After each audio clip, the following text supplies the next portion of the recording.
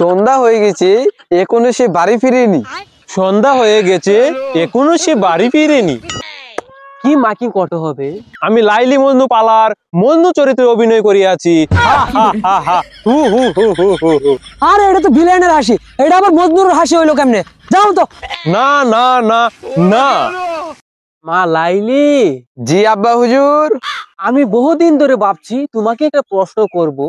আহা হা হা, কি এমন প্রশ্ন আব্বা হুজুর যে আপনি এতদিন ধরে ভাবতেছেন? প্রশ্ন হলো তুমি কাকে বেশি ভালোবাসো, আমাকে নাকি তোমার আম্মা হুজুরকে? এই পৃথিবীতে যাকে আমি সবচেয়ে বেশি ভালোবাসি। হ্যাঁ বলো, আমাকে আমাকে আব্বা হুজুর আমি ভালোবাসি, আমাকে। আমি ভালোবাসি, হ্যাঁ হ্যাঁ। আমি ভালোবাসি আমার প্রাণের মজনুকে। কি বলেছো? মজনুকে? রিঅ্যাকশন বন্ধ করো। কেন? কেন, কি হয়েছে ভাই? কেন? সদুলাল কালকে রাত্রে আসে নাই, তার সারাদিন বড় ফোনটাও বন্ধ ছিল, সে কোথায় গেল? তাহলে এখন উপায়? এখন কি করবা? এটা আগে যায় করো। নায়ক স্যার কি যাত্রা গান হইব? নায়িকা আছে, নায়ক নাই। লাইলি আছে, মজনু নাই। এখন গিয়ে মজনু গুজো মজনু। আরে এইটাই তো আমার মাথায় ঢুকতেছে না। এখন উপায়? আরে আপু, আমার তো মাথায় ঢুকতেছে না। আমি আছি, শিল্পী হুক না। দেখেন আইনারা যদি কইন তাইলে আমি নায়ক হইতারি। আরে না রে বাপু, তোমার দিতে হইতো না, তুমি বুঝতেছো না কে রে?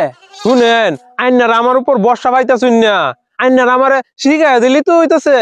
আরে ভাই, আপনি তো বুঝেন না, কারণ এটা আমাদের ডায়লগ মেলক আছে, এটা আপনি হাতে না উদয় আপনার তো হইতো না ভাই। জান কি কোন ভাই, আমি আইনের সাথে কথা কইতাছি। আমি হইলাম শিল্পী হুক না, সবাই আমারে শিল্পী হুক না ভাই কইয়াডায়। আমি কেরে ভাবতাম আম্মা, আমি অনাইনের একটা ডায়লগ শুনাইতাছি। উজির সাহেব যা হুকুম জাহাপনা।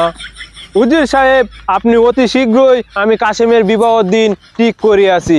আপনি অতি তাড়াতাড়ি নৃত্য ও গীতের আয়োজন করুন। যা হুকুম জাহাপনা। আরে ভাই বুঝতেছেন না আপনি, এটা আপনার তো হইতো না, যাও না মারা চাও। আমি শিখামু। তোমার কি কোনো মাথাটা ঠিক আছে? আমার মাত্রাটা ঠিকই আছে, তাছাড়া কোনো উপায় নাই। আমরা নি যাতাম মা, এটা তুমি নাও।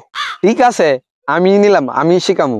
যাও হুকনা বাইরে একটা শীট দিয়া দাও, আজকে রিঅ্যাকশন বন্ধ, চালু চালু শিখাও তারে। সন্ধ্যা হয়ে গেছে এখনো সে বাড়ি ফিরেনি।